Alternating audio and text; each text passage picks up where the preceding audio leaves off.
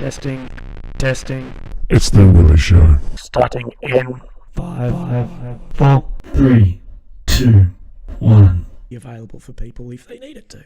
No. Probably. So I'll go with the last. The last question we'll go through is the importance of a sleep routine, as far as getting up the same time in the morning or going to bed at the same time at night. Yeah.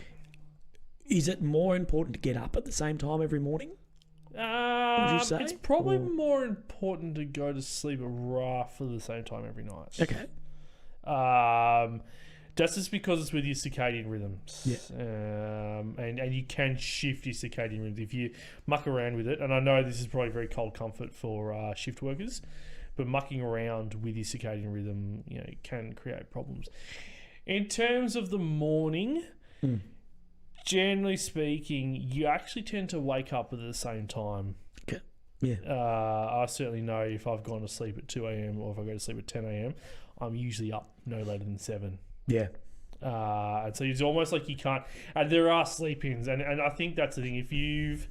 If you suddenly found yourself you've slept until about 9 a.m., 10 a.m., then that would imply that you've not had very good sleep, and that's certainly not a bad thing having a sleep in. Yeah. But that should be a warning sign that something's not quite right with your sleep. And I certainly know on weekends that's obviously a very common thing to experience, having people working hard all week and then jump in. and then they just and the concept of catch up sleep is actually very legitimate. That people will almost try and catch up on. And is that a like you said, that is a legitimate thing? They have shown that, yes. Yeah. Particularly in women. Okay. Actually, surprisingly, clearly women just work harder than us. So yeah. So yeah, no.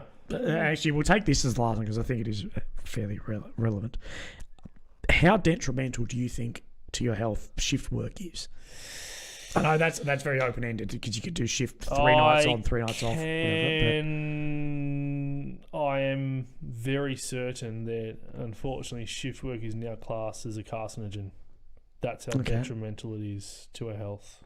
Carcinogen is in cancer. Cancer causing. Shit. That's sort of the problem with shift work. Yeah. Which again is probably very cold comfort to the person who has asked that. Yeah, and very.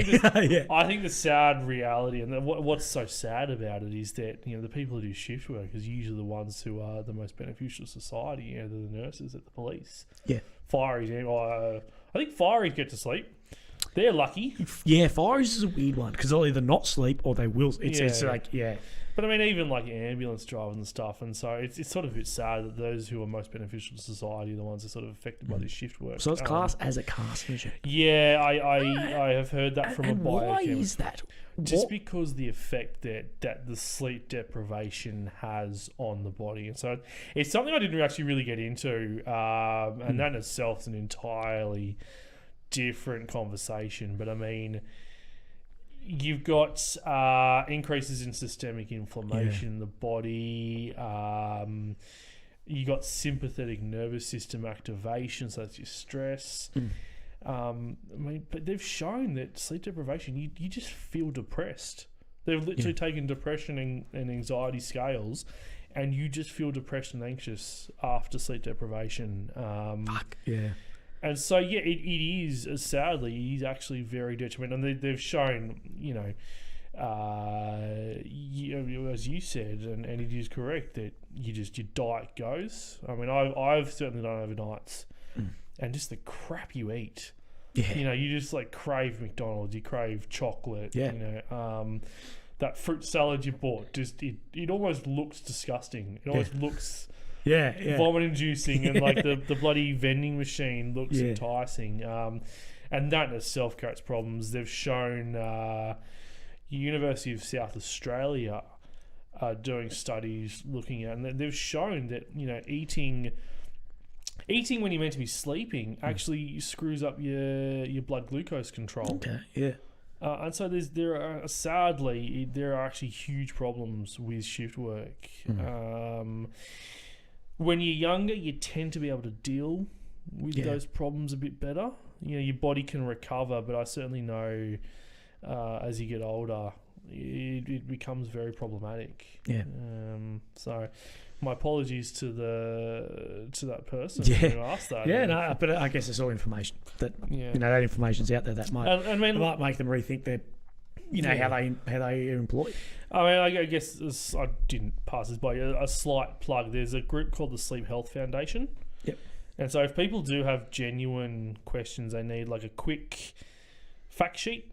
The Sleep Health Foundation is a very good source to go to, and they will cover stuff like shift work, jet lag, and then even sleep apnea, all these different types of disease. I'm not personally involved with the Sleep Health Foundation. I have colleagues that are, but I mean, they are good. If there is anyone out there who is concerned about their sleep, they are the good first sort of stop to just read up and then to provide potential advice. And then ultimately, if you are really worried, particularly about a specific condition, go talk to your GP. Yeah, no, for sure. I think that's because we'll finish it up there, but I think that is the big message: is if you're concerned, and it's like with every health thing, speak to a GP, speak to and he will refer you to a sleep doctor or wherever. They're professionals. I think that's sort of the big take home thing. So if you're happy to end it there, I think that's great. I think that's about us. So we're bang on 2 hours, and that's pretty good. So thanks again, man. I really appreciate you.